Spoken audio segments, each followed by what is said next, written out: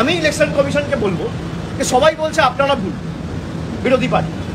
আমি ধরে নিলাম তর্কের খাতিরে আপনারা ঠিক।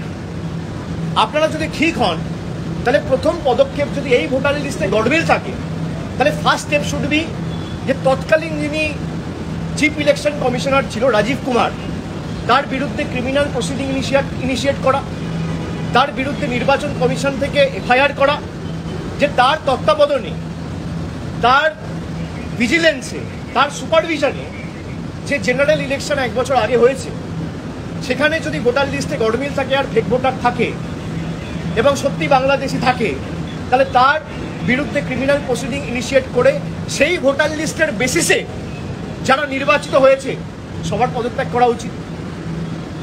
এবং তারা যদি পদত্যাগ করে তাহলে প্রধানমন্ত্রীর পদত্যাগ করা উচিত।